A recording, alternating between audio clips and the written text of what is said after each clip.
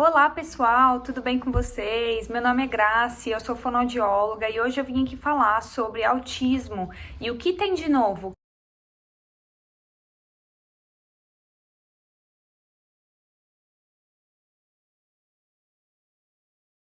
Então, para começar esse vídeo, eu quero contar um pouquinho para vocês como foi minha história e meu vínculo com o autismo, como começou.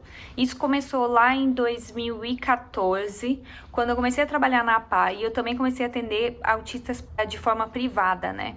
Foi aí que a gente começou a tentar entender o que o autismo era e o que estava acontecendo com o mundo, porque estava tendo muitos e muitos casos de autismo naquela época. Então, a gente começou a pesquisar muito, fazer muitos cursos. Eu lembro que a Federação das APAES, na época, fez até uma reunião com todos os profissionais falando sobre as possibilidades do que estava acontecendo, como seria no futuro, que a gente realmente teria muitos autistas, e foi o que aconteceu.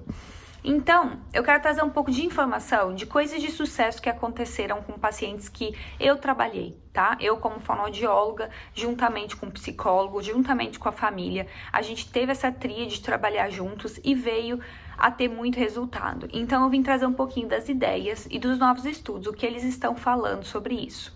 Então, eu quero começar falando sobre os estudos, né? A Associação Americana de Saúde, ela tá estudando ainda sobre isso.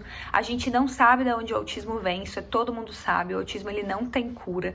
Então, demora para o diagnóstico também, porque você acaba tendo um processo de avaliação que deve ser por vários profissionais, então demora um pouco.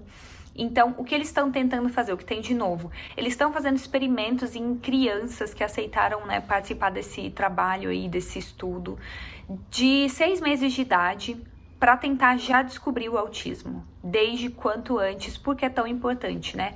Porque o quanto antes você descobre, o quanto antes você pode realizar um tratamento. Então, o que eles estão fazendo é tentando descobrir o mais cedo possível e também descobriram já, esse estudo já foi lançado, tá?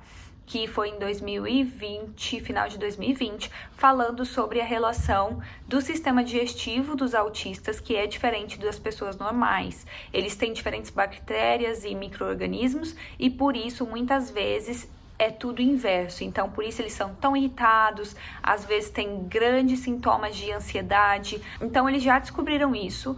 O Brasil e a América, eles tinham um jeito de tratar autistas bem diferente quando eu saí do Brasil há 3 anos.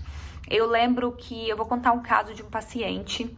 Esse paciente é um amor, ele era um grau moderado quando eu descobri, a gente fez todos os protocolos e a mãe já desconfiava e aí já estava sendo feito todo um tratamento com ele. E a mãe é professora de uma instituição federal do Espírito Santo e ela falou, eu quero fazer de tudo, eu vou ver todos os estudos, eu vou fazer o que for possível para ajudar meu filho.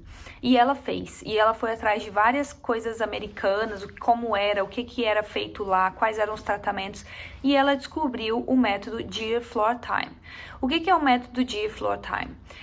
Ele é um método que nasceu em 1980 lá na América e é usado até hoje e que tá muito resultado. Floor Time é chão e tempo, então usar o tempo no chão. Você e a criança, tá? Seja você terapeuta ou você pai e mãe. O que significa DEAR, né? O DEAR, desenvolvimento funcional emocional. Eu vou falar um pouquinho sobre as fases aqui do Dear Floor Time, que é o que eu tô falando, porque eu acho que é um método super legal. Então, as fases aqui, que são fundamentais, né, para ajudar essa criança, que são trabalhadas, que são a base das estratégias Floor Time, vão ser a fase de 1 a 6. Essas fases são, a número 1 é de autorregulação, de observação, de atenção compartilhada e observar o que ele tem interesse no mundo. A fase 2 vai ser engajamento e relacionamento, que é quando você consegue se engajar, se comunicar, tentar ali, interagir de alguma forma com essa criança. A comunicação recíproca e intencional vai ser a terceira fase, quando ele começa a tentar falar, realmente tem a intenção, ele quer interagir, quer falar. Depois vem a fase 4, que é a resolução de problemas de comunicação complexo, que aí já são para crianças que já têm a comunicação estabelecida.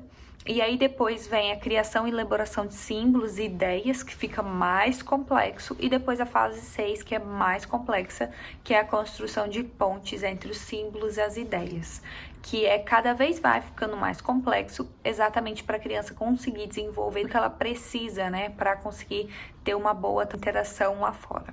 Eu lembro que na época só tinha 2 lugares no Brasil 2 laboratórios que faziam esses exames, que eram exames muito específicos de todas as vitaminas, como está o sangue da criança, o que está a mais, o que está a menos. E aí eles começam a ver, tem uma baixa de ferro, então vamos dar ferro para essa criança.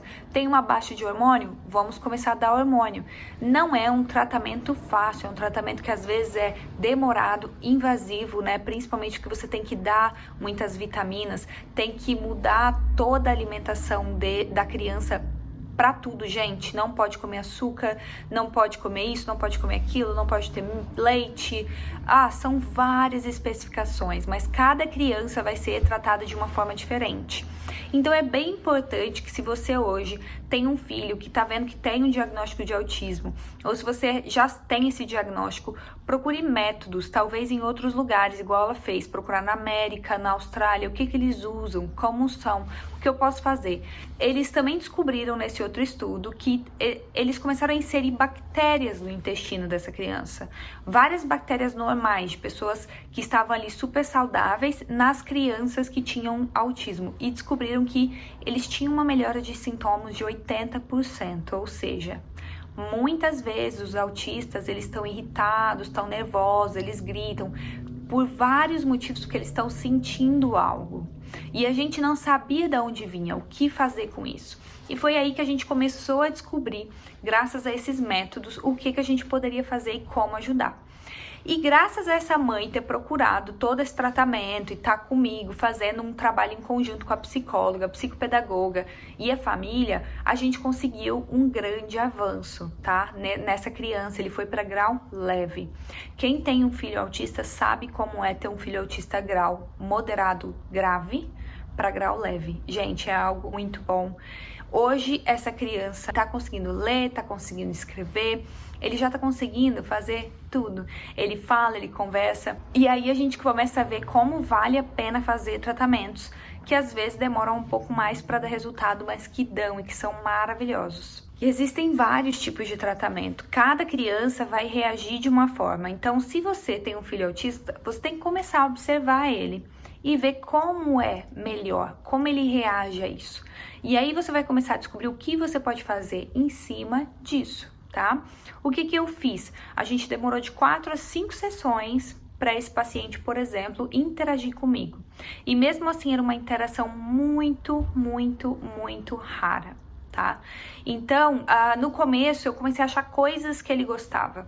Eu vi que ele gostava da cor azul, eu vi que ele gostava de carrinho, eu vi que ele gostava de um quebra-cabeça. Então, eu comecei a trazer isso para a sessão.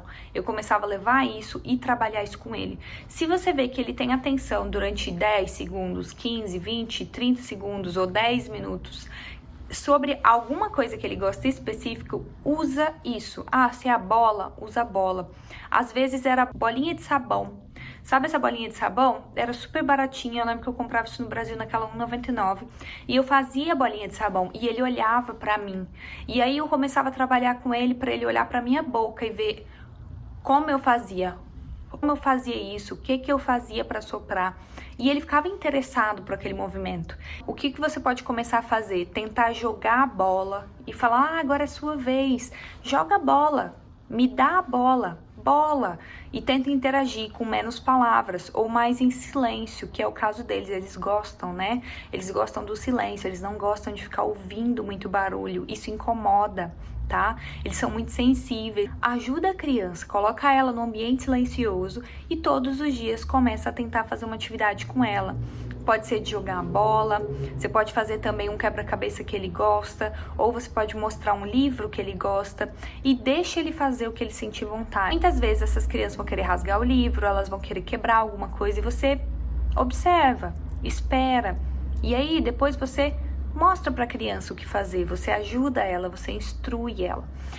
Uma outra ideia de atividade que eu queria trazer, por exemplo, se o seu filho ele gosta de ficar na janela, observando a janela, observando um pássaro ou os carros, então você vai e começa a conversar com ele sobre isso. Começa você, mesmo que vá sozinha e que você fale, nossa, olha aquele pássaro branco. Fala isso, fala umas 5 vezes a mesma coisa. Que lindo esse pássaro branco. Repete isso, porque tá ouvindo. Outra atividade que você vai tentar fazer é mais você, pai, para você mesmo, começar a deixar a criança pegar e mostrar o que ela quer. Não antecipa os desejos dela, nem as necessidades, tá? E é importante que você entenda que deve ser repetido várias vezes essas atividades. Por quê? Porque com a repetição é que você vai fortalecer essa base que ela precisa, né? Principalmente, por exemplo, para fala. Então é importante que a gente repita e fortaleça essa base que a gente criou. Bom, pessoal, é isso que eu queria trazer um pouquinho hoje, sobre contar a minha experiência um pouquinho com autistas e como esse método foi importante no meu processo de desenvolvimento profissional e no processo da mãe e dessa família, que tiveram um ótimo resultado, né? Se tiverem dúvidas, me manda mensagem, tem meu e-mail aqui embaixo.